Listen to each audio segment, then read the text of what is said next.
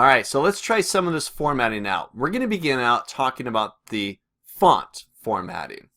So first off, I want to be able to get in here and I want to be able to format maybe specific words. And we're going to use some of the techniques that we discussed earlier about selecting text. So for example, I want to take this word powerful right here. I want to take that and I want to make it bold. I want to change its color. I want to do something to make that word stand out. Well, I'll just give it a double click. Remember, that grabs a specific word, whatever word you're within. And now I can go up to my font section and I can begin formatting that word. So I come in here and say I want to make it bold. Shortcut key is Control B, make something bold, and that's true of the majority of applications. I could change its font size. You got a little drop down where you can pick a number.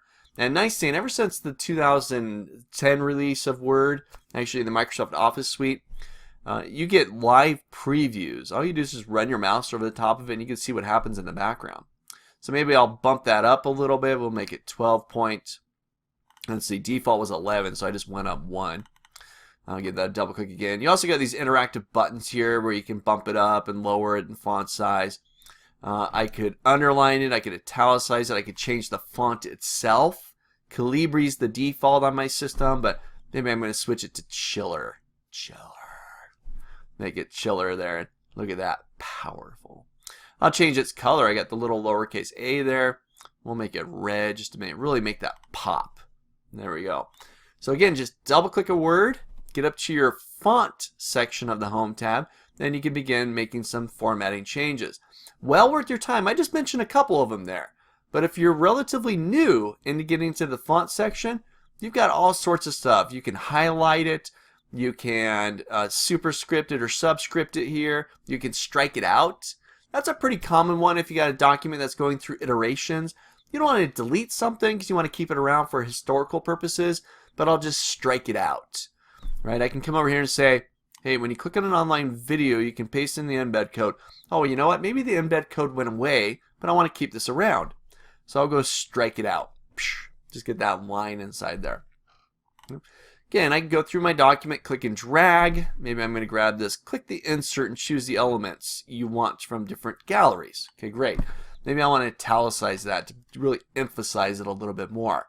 So I got my italicize button up there. Again, lots of stuff for you to take advantage of, but just font formatting.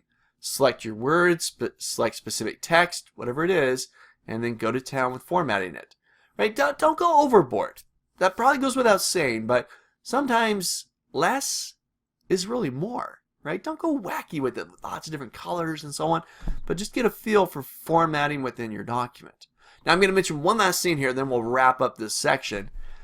Inside of some of these groups on your ribbon, there's a little button, lower right corner.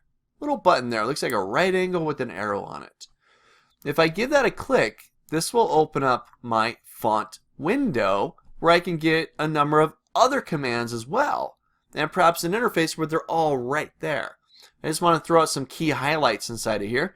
One of them is set as default. Love this feature. If you find that, oh, you know what, in my documents I don't use Calibri, my default font is an 11, I want to make it 12 or whatever, you can set your new default. So I come in here and say, I want to make the different font change, I want to bump up the font size, maybe I want to do this, that, and the other thing, and then I can say set as default. And that will become my new default, my new font default. That's a great one if you work inside of a legal environment or work inside of an environment where you have a specific set of fonts and colors and such that you need to use. Set as a default, and you've got it right there.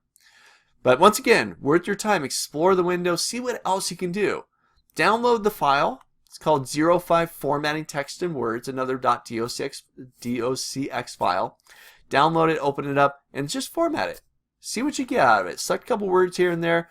Do your double click, do your control and click, click, click, grab a bunch of words, and format them all at the same time. But just get comfortable formatting inside of Microsoft Word.